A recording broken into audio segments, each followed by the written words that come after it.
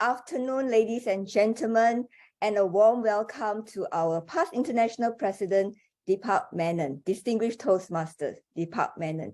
We are indeed very privileged and honored to have you with us all the way from District 82, who will share with us his knowledge and experience as a contest official.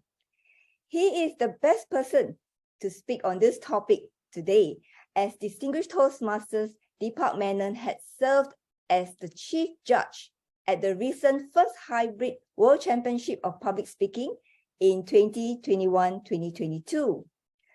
A chartered accountant by profession and also a partner with the accounting firm, distinguished Toastmasters Deepak Menon is happily married with two lovely daughters.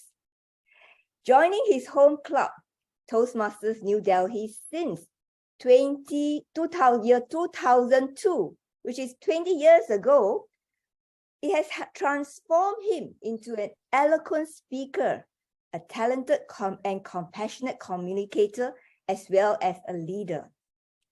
So, ladies and gentlemen, we know that speech contests are a barometer for us to know where we are as a speaker.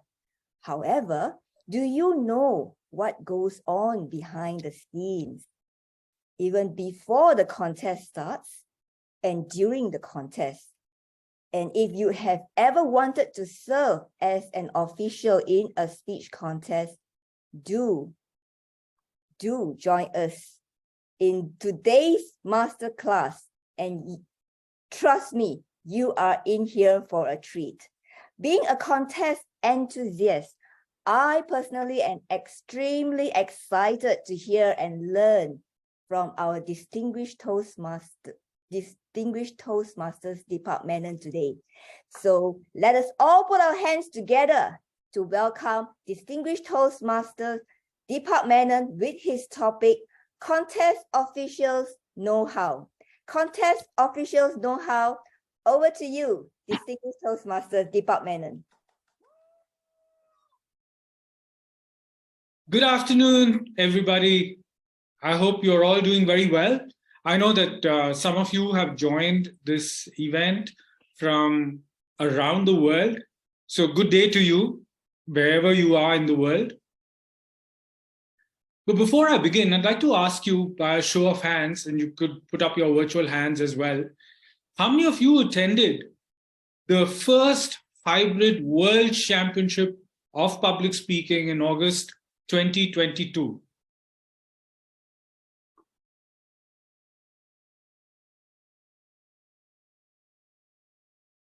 Okay, I see some hands up, not too many.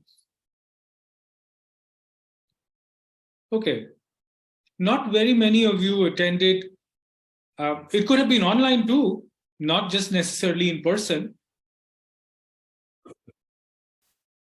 But that was an event that made history. And do you know why? Because, of course, it was the first event of its kind, the first World Championship, which was conducted in a hybrid mode. And there was a lot of anticipation and concern about what would happen. How would this contest progress? What would be the consequences that may arise from that contest?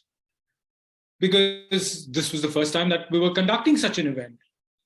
We had some contestants online and some contestants on site. There were 8 contestants in the finals of the World Championship. And finally, when the contest got over and it was time for the results to be declared, it was our international president who announced, in 3rd place, Mas Mahathir bin Mohamad. Of course, from District 51, right? Aren't you all proud of him? And then very proud, right? Indeed. And then our international president announced, and in 2nd place is Alexandra Matt. He's here. And he is present in this room today. Let's give him a big applause. Come on, unmute yourselves and applaud Alexandra. We love you. Congratulations. Well done. Congratulations. Congratulations. When Matt announced Alexandra Matt as the second place winner of this first hybrid world championship of public speaking, history was already being made. Because now we had one winner who was on site, and we had one winner who was online, and we were all waiting with bated breath. Who's going to be the winner of the world championship? And Matt, our international president, Matt Kinsey, went on to announce, and the world champion of public speaking for 2022 is Cyril Junior Dim. And of course, Cyril was present on site, in person, at the convention in Nashville. So we had two winners who were on site and one winner online. Indeed, for the first time in the history of Toastmasters, we had results of this kind in a hybrid contest. But was it only our contestants who were partly online and partly on site? I'm sure you're wondering, what about our judges and the contest officials? Were they all in person, on site? Or were they online? Or were they hybrid too? Yes, they were hybrid as well. We had, can you guess how many judges we had for the World Championship? Take a guess. Put in your chat, how many judges do you think there were there for the World Championship? Okay, I'm seeing some guesses here.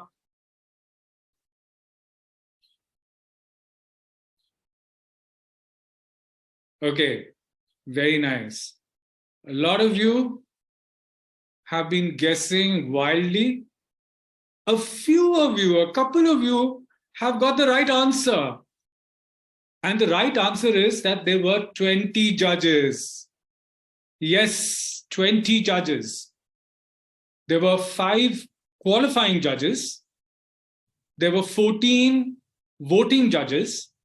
And there was one tie-breaking judge. Altogether, 20 judges. And about half of them were online, and the other half were on site. And of course, I was at both places. I was online as well as and I was on site as well. No, that's not possible, right? I was completely on site. I was in Nashville attending the convention in person. But we had our judges divided in the online format and the on-site format. And it really helped because that way our online judges could also get that same experience as the on-site judges were getting. And then we had other contest officials too. We had timers, and we had some timers online, and we had some of our timers on site. All the counters for the contests, they were all on site with me. So you can see it was a humongous task organizing the World Championship, making sure that we had the judges there, and then doing the briefing. So the briefing for the judges and the contest officials was also conducted hybrid. So I had in the room some of the contest officials, judges present in person, and others who joined on site or rather online. I'm getting confused between online and on site here now. So it was a very interesting experience to be briefing judges and other contest officials in those two different formats. So why do we want to have in a hybrid contest people judges, contest officials, both online and on-site. Anybody, any guess? Why would we want to have both online and on-site in a hybrid contest?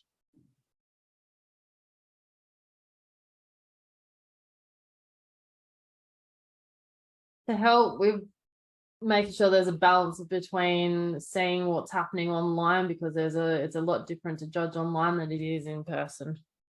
Absolutely. Very different. Absolutely. It's fair, it's equitable, it gives a balance, and it also gives a view of what the online and the on-site audience is viewing. So therefore, it is important to have that balance, to have equal number of contest officials online as well as on-site, which is exactly what we did for the World Championship. But then what about the contestants? How did we ensure that our contestants had a level playing field? Now, you know that the contestants who were joining online had their equipment, their audio equipment, their video equipment, and they were using the camera to speak their speeches, to present their contest speeches, while the contestants who were there on site were speaking from the stage, the convention stage, right? How many of you have watched the recording of the World Championship? Has anyone watched? Okay, some of you have watched the recording. Did you notice that when you saw the speeches of Cyril and Mas Mahathir, while they were speaking on the stage, the camera remained stationary. The camera did not pan, the camera did not zoom. It remained stationary with a full view of the stage. So you could watch the entire physical movement of the contestants on the stage as they moved from the left to the right, and they remained in between and in the middle of the stage. So this camera remained stationary. Alexandra says that the stationary camera was a mistake. We'll get back to him and ask him why he thinks it was a mistake. But it provided a level playing field, because if it on the online setting, in the online setting for the contestants, they had only the camera that they had in front of them, which they were using, and they had no opportunity of zooming, panning. They could come closer to the camera, they could move move a little away from the camera. But the camera was not panning, it was not zooming. It remained stationary.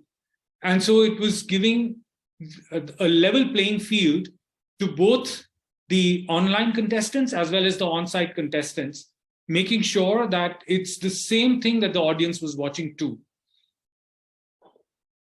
What else did we find that worked? Now, we wanted to ensure that the contestants could be heard and seen. So the contest master had worked with the contestants beforehand and had said to them as to how their equipment would be tested. So if you noticed, when a contestant was introduced by the contest chair, so the contest chair introduced, let's say, Alexandra, who's present in this room. So the contest chair said, our next contestant is Alexandra Matt, missing ingredient, Alexander Matt. And Matt came up and said, thank you, contest chair. And then the contest chair said, you're welcome. And then Alexander began his speech. And that was true for all of the contestants. So why was this done? Why was this back and forth done? Why did the contestants say, thank you, contest chair? Why did the contest chair say, you're welcome? Those were signals. Those were used as signals. So when the contestant said, thank you, contest chair, It gave the opportunity for the contest chair and for the contest officials to determine whether the contestant could be heard, could be seen, and there was no problem with their equipment. And when the contest chair responded, "You're welcome," it gave a signal to the contestant that everything was fine. He or she could be heard and could be seen. And so they could then begin their speech. And then after that, using whatever the first gesture or word that they uttered is when the timing started for their speeches. So that way we ensured that we were able to test the equipment that the contestants were using, both in person as well as online, and make sure that the contest could proceed smoothly. When I was briefing the judges, I had told them that we're going to have some contestants who are going to be joining online and some who are going to be present on site. And so they were very clearly told not to judge based on the format that they were joining from. So there needed to be no bias whatsoever based on the format that they would be using, to ensure that, again, there was a level playing field. The judges were required to judge based on the judges' guide and ballot. And if you notice on the judges' guide and ballot, there is no point, or there is no noting of the format that a contestant uses. Whether they're online or they're on site, it does not matter. They have to fulfill the criteria which is laid down in the judges' guide and ballot. And there are 50 marks for the content and 50 marks for the delivery and language. So 50 marks for content, 30 marks for delivery, and 20 marks for the language. That's the way the judges' guide is laid out. And that does not have anything to do with the format that the contestants may be using. So that was what was briefed to the judges, that they need not consider the contestants' format. Now, it's quite possible that during the contest, there may have been some poor quality of audio or video, of especially the online contestants. And the judges were told they were not to mark down a contestant based on the quality of the audio or the video. Again, they were to judge the contestant based on the substance of what they were seeing, the speech that the contestant was delivering. That was the basis on which the contestants were to be judged by the judges, whether they were online or on-site. Another question that might arise is, what would have happened if, let's say, somebody online had a technical difficulty and they lost connection? It's possible, right? In our situation, for instance, what happens if suddenly my connection breaks and I have to leave? In that situation, I guess Patricia is going to continue delivering this masterclass because she has complete knowledge as well. But in the World Championship, when a contestant faced a problem, or had there been a technical problem in which a contestant dropped out, we could not have another contestant continue the speech of that contestant. So we had ensured that we would give a contestant 10 minutes to reconnect. So they had been told that they would have 10 minutes to reconnect. And if within the 10 minutes of the time that was given to them, they could reconnect, they would continue their speech from where they had left off. But how would they remember what was the point that they had stopped at, or where the technical difficulty had been faced? That would be pointed out by the contest chair. So the contest chair would tell them the last sentence that was heard by the contest chair, and then the contestant would continue from that point onwards. But what about the eventuality that a contestant could not reconnect even after the 10 minutes had elapsed. What would be done in that situation? In that situation, the judges were told that they would complete the judges' guide and ballot for that contestant based on whatever portion of the speech the contestant had delivered.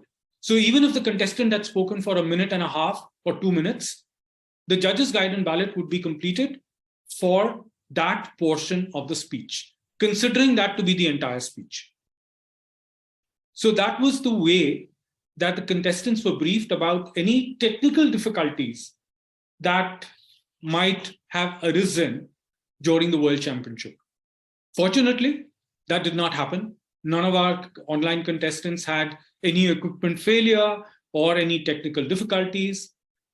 Do you know, while I was sitting in the auditorium, in that convention room, I had my fingers crossed, I had my toes crossed that nothing happened that would cause any delay in the contest, that there would be no technical difficulties through the contest.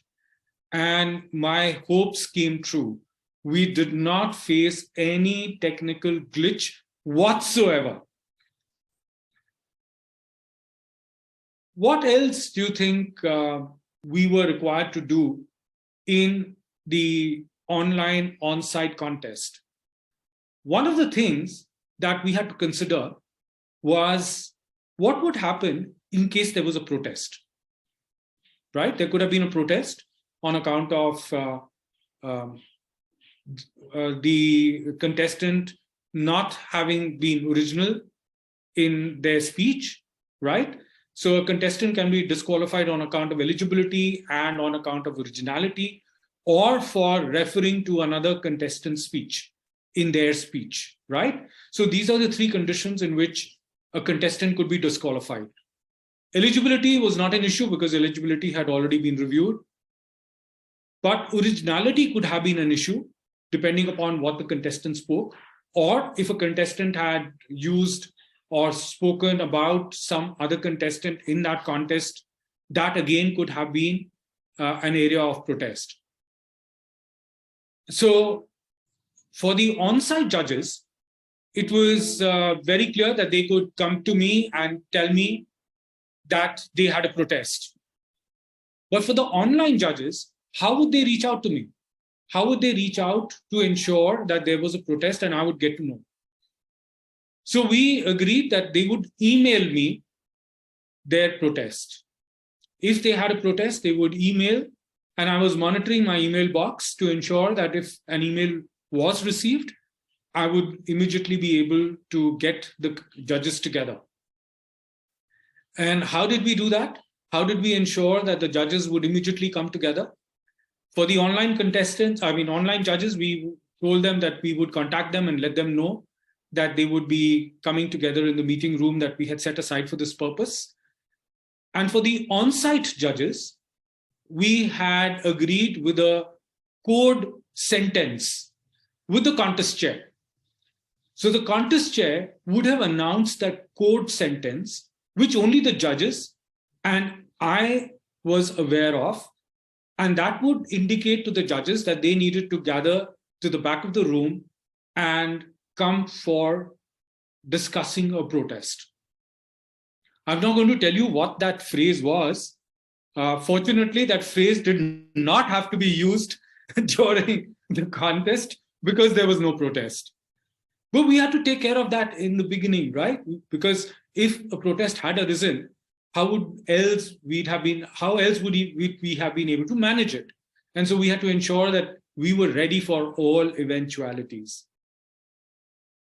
Of course, the question that perhaps would next arise in your mind is, how were the ballots collected? Now, we had some contestants who were, some judges who were online and some judges on site. How would have the judges handed over their ballots to me and to the tally counters? So again, the on-site judges were given envelopes. They were asked that they could easily provide their ballots to the counters, while the online judges were again asked to email their judges' guide and ballot. So either they could just take a copy of the ballot portion of their judges' guide and ballot and scan it and email it to me, or they could use a digital version and only complete the ballot portion of that document and then email just that segment back to me. We also asked them to send those ballots to the counters. And in case there was a problem with email, they could even send it to me on social media like WhatsApp. Most of the judges were using WhatsApp, and so they were able to communicate with me on WhatsApp as well. What would have happened if a judge who was online dropped out during the contest? They faced technical difficulties during the contest and were unable to reconnect again, or even if they reconnected, they missed hearing, let's say, one contestant. So now we had backup judges as well. We had a few backup judges who were judging the entire contest as well. The backup ballot would have been used only in the event that the main judges had not been able to attend the entire contest. So if, let's say, a judge or two judges had dropped out during the contest, we would have used the ballots of the backup judges. So again, this is a good practice to have to ensure that even if we have a failure, we don't have a problem with the judging, and we have those backups available so that we are able to do justice to our contestants and make sure that the best contestant won. Why do you think we have so many judges? What is the purpose of having such a large panel of judges? Any guesses from anybody? To break the tie. Also to make get a win. Okay, break the tie. Actually, there's a tiebreaker judge to break the tie. It's not the voting judges who break the tie. They have to break a tie within their ballots, but it's the tiebreaker judge who breaks the tie otherwise. But fairness is the right answer. It's to ensure that there's fairness. You see, what happens is that you and I have our own biases based on our own past experiences, based on our own knowledge and beliefs. And sometimes those biases are subconscious. We aren't even aware of the fact that we may have that bias. But when we have a large panel of judges, the bias then gets evened out. We don't have the same bias in the same individual, in all those individuals. So even if, let's say, a few of the judges were biased about something, not all of the judges would have that same bias. And so we would have a much fairer result with a larger panel of judges. I've conducted judges trainings before, and we've simulated contests in judges trainings. And when we have looked at the results of the simulation, so the entire membership attending the judges training program were asked to serve as judges. 5 videos were shown to them, and they were asked to then judge. And based on the judging results, it was very clear, had we had a smaller number of judges, the contest results may have been skewed. But when we had a larger number of judges, our judging results were much more accurate. And that's the reason why we have a large panel of judges. I'm not going to talk about all the different kind of biases right now. I don't have the time for that. But understand that certainly there can be all kinds of bias. And somebody is mentioning on chat the different kind of biases that may be possible. So these were the basic differences between having a contest in an entirely on-site format or an entirely online format. Here in a hybrid format, we had to do some things differently. But the things that did not change was the fact that we continued to use the judges' guidance ballot. That was used by all the judges. The timing did not vary. All contestants, whether they were speaking online or they were speaking on site, had 5 to 7 minutes to speak. And of course, if we had any issues that arose, then we would handle them as we would in the case of an on-site or a completely online contest.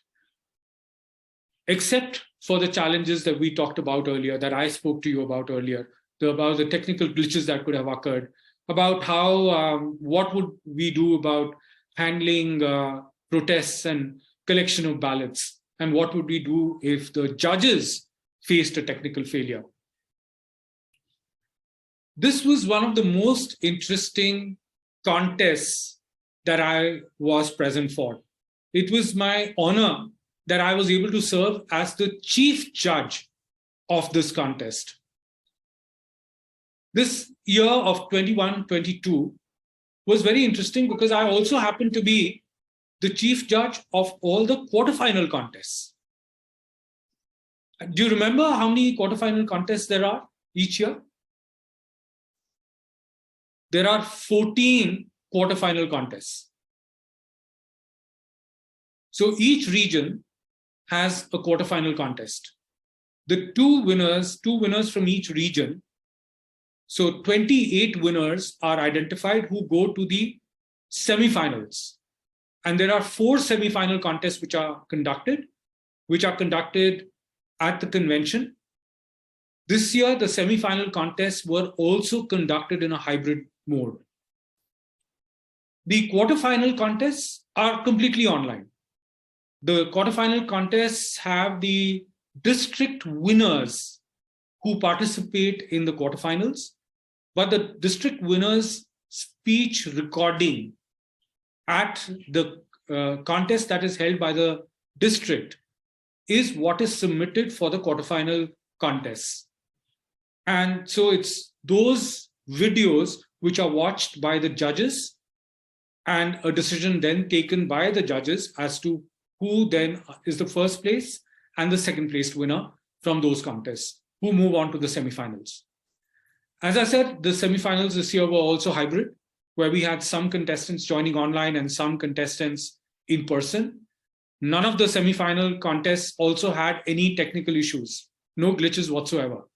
We were very fortunate this year that we did not face any technical problems.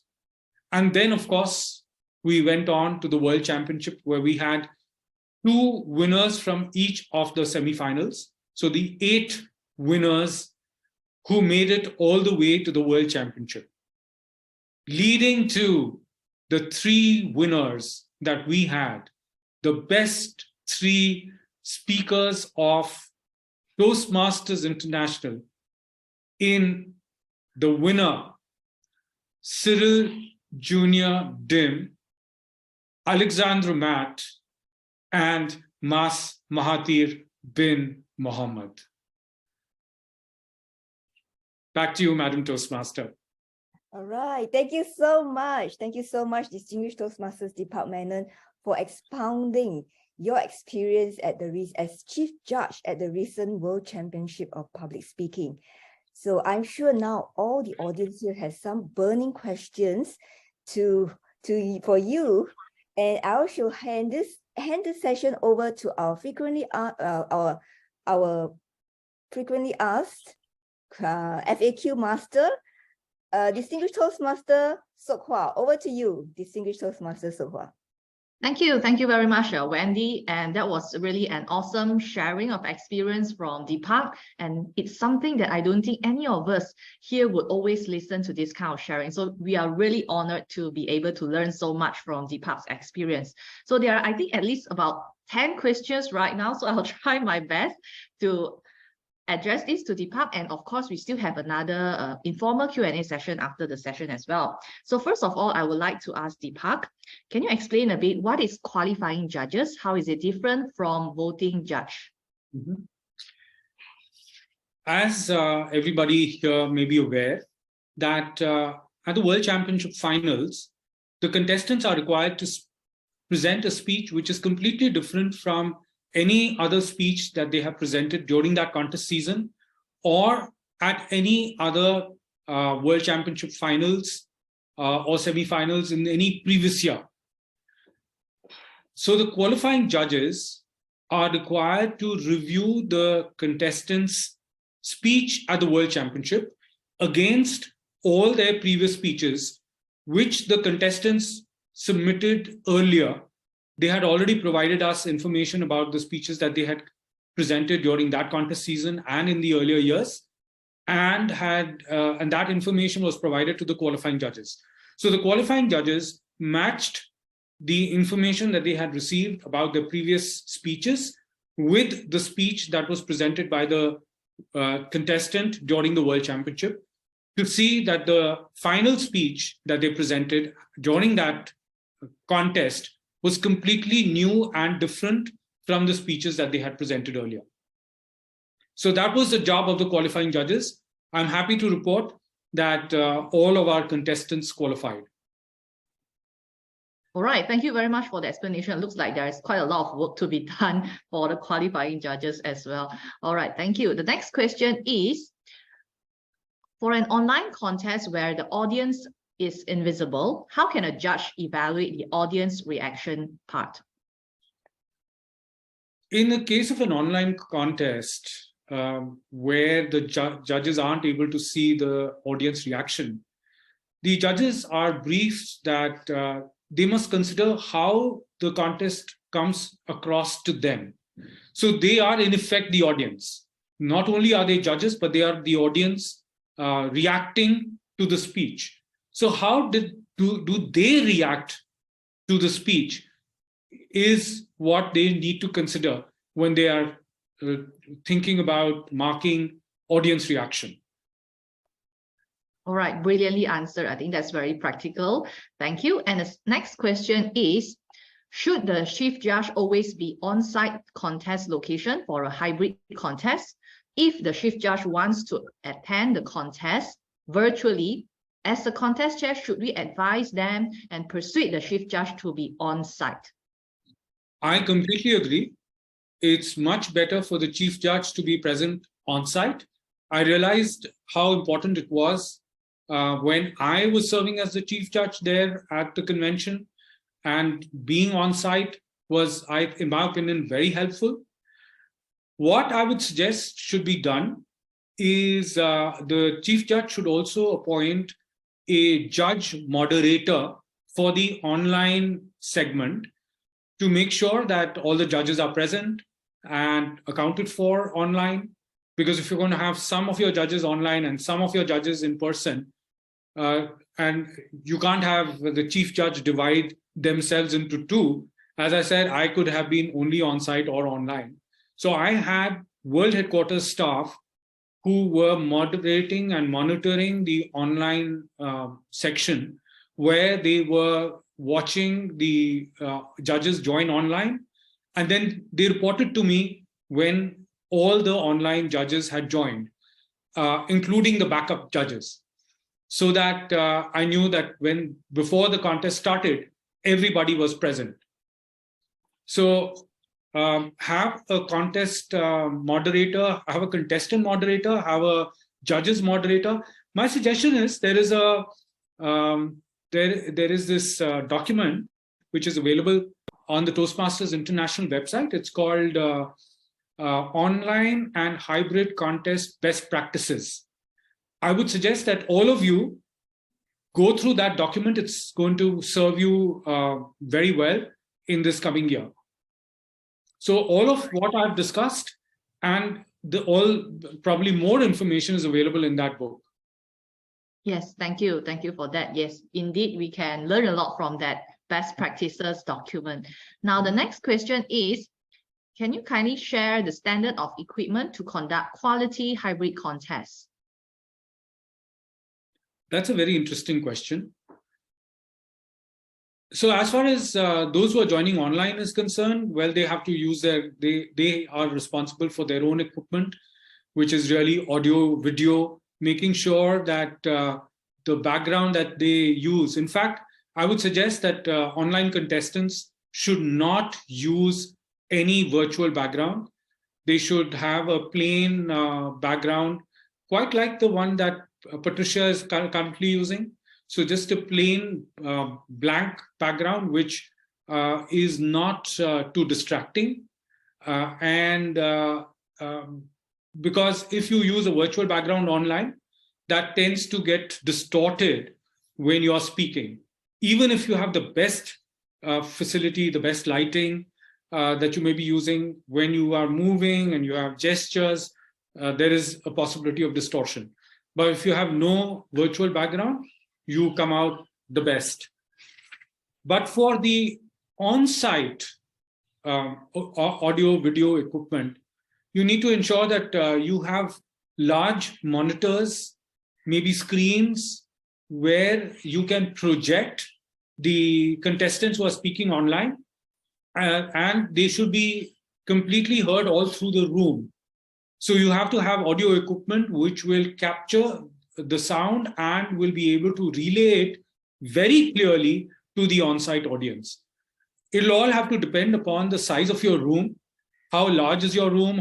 If you're in a large auditorium, the audio equipment that may be required may be different. The screen that you may require to use would be much larger. Also, I would recommend that even the on-site contestants should be screened on the screens that are there. They should be projected onto those screens as well. So not just the online contestants, but also the on-site contestants have their videos available on the screen that is being provided for the online contestants for them to watch, or for the audience to watch them. So have that projection for both. So that's really the kind of equipment that you might want to have. The kind of mic that the on-site contestants use, again, that has to be tested. Try not to have a wired mic. It needs to be a lavalier or a collar mic that is used. Avoid using hand mics, because that would inhibit the use of gestures and body language by the on-site contestants. So that's some of the things that you can use in terms of audio and video equipment. All right, thank you very much for the explanation. The next question is regarding the panel of judges who is coming from various diverse background in respect of region, race, and gender. So how do you ensure that to be done? Because we know that you, as a chief judge, you may not know people from all around the world. So who actually helps you in that aspect to ensure fairness or diversity in your panel judges? Absolutely. So for the World Championship, we had judges who were selected by World Headquarters. We had 14 voting judges who were from each of the 14 regions. So we had one judge from each region. So that then provided for region diversity. We ensured that there was a balance between genders. We had almost equal number of males and females who were judges. And as far as race was concerned, I don't think that we paid too much attention to race in the selection of judges. We assumed that irrespective of race, our judges would be completely unbiased. But we did ensure gender diversity, and we did ensure that they came from all of the 14 regions. What we ensured was that none of the judges were from any of the home clubs of the contestants, so that there would be no bias whatsoever. Not from the home club, not from the home district of the contestants. All right, thank you. I think due to time constraint, I'll just address one or two more questions. The next one is, when a protest was being made, when is it going to be discussed? Is it within the contest is ongoing, or after all the contestants have finished their speeches? The protests can be lodged once the contest has been completed. That is, all the contestants have spoken, but before the contest results are announced.